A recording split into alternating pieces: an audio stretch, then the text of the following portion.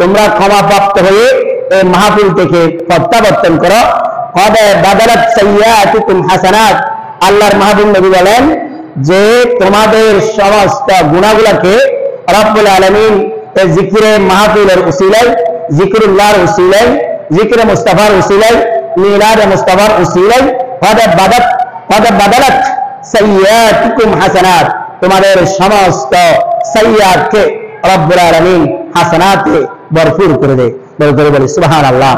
আল্লাহ পাক রব্বুল আলামিন এই মিলাদ মাহফিলের এত গুরুত্ব, আর যখন মাহফিলে মিলাদ হয় তখন ফেরেশতারা চতুর্দিকে এসে এই মাহফিলে মিলাদের সমস্ত কার্যক্রমগুলা ফেরেশতারা পর্যবেক্ষণ করে।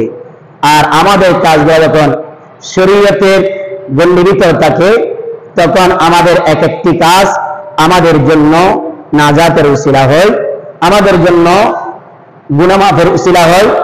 আমাদের আলোচনার মাইকের আওয়াজ যত কবরস্থানে যায় তাদের গুনাহ ক্ষমার একটা মাধ্যম হয়। আল্লাহ পাক রব্বুল আলামিন আমাদেরকে মাহফিলের মিলাদে আসার মেহমানদেরকে তাজিম করা রাসূলের সুন্নাত। আমাদের কাছে মেহমান আসছেন, আপনারা আসবেন আমাদের মাগরিবের সময় মাত্র আর 29 মিনিট সময় আছে। আশা করছি আপনারা আসবেন। আমাদের মেহমানরা আছে, যেহেতু আমরা এলাকার, আপনারা সবসময় দেখেন জানেন, সেজন্য মেহমানরা আসছেন, মেহমানের তাজিম আসেন।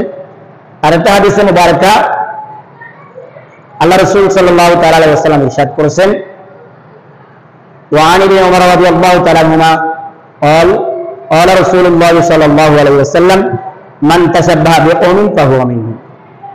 আল্লাহর মাহবুব নবী সাল্লাল্লাহু আলাইহি ওয়াসাল্লাম ইরশাদ করেছেন, মান তাশাব্বাহা বিকওমিন, যে সম্প্রদায়ের সাথে যে কাজের সাদৃশ্য হবে, ফাহুয়া মিনহুম, সে সম্প্রদায়ের সাথে হবে।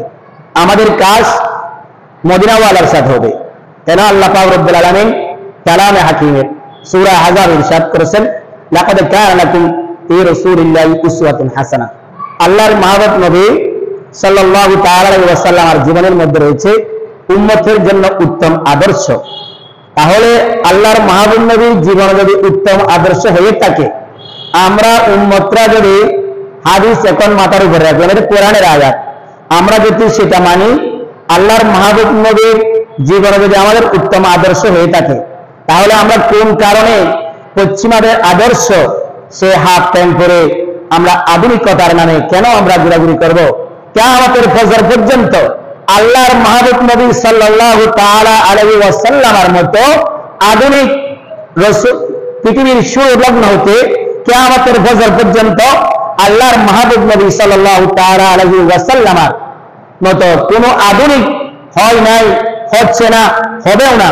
তাহলে আমার রাসূল যদি আধুনিক হয়ে থাকে, মডার্ন হয়ে থাকে, যুগোপযোগী হয়ে থাকে, তাহলে আমার রাসূল জীবনে কোনোদিন হাফ প্যান্ট সাহাবায়ে কেরাম পরেন নাই, কোন নবী পড়েন নাই, কোন নবীর আদর্শ নয়, তাহলে কোন সাহাবীর আদর্শ নয়, তাবিদের আদর্শ নয়, তাবিদের আদর্শ নয়, আইম্মায়ে শরীয়ত, আইম্মায়ে তরিকত, সমস্ত উলামায়ে হক্কানি, আউলিয়ায়ে রব্বানি, আল্লাহওয়ালা কারো পোশাক তো হাফ প্যান্ট ছিল না।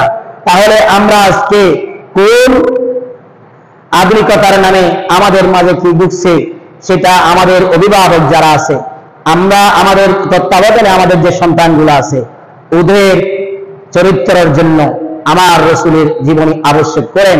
যেহেতু আমার রাসূলের চরিত্র আল্লাহ পাক রব্বুল আলামিন 29 নম্বর পারা সূরা কলম 2 নম্বর আয়াতে আল্লাহ তাআলা বলেন, ইন্নাকা লাআলা খুলুকিন আযীম।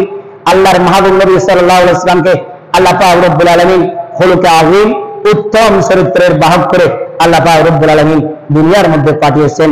সেজন্য আল্লাহ রাসূলের আদর্শ, আল্লাহ রাসূলের জীবনী, আল্লাহ রাসূলের সমস্ত কর্ম আমাদের জন্য উত্তম আদর্শ। সেজন্য আমরা আমাদের পারিবারিক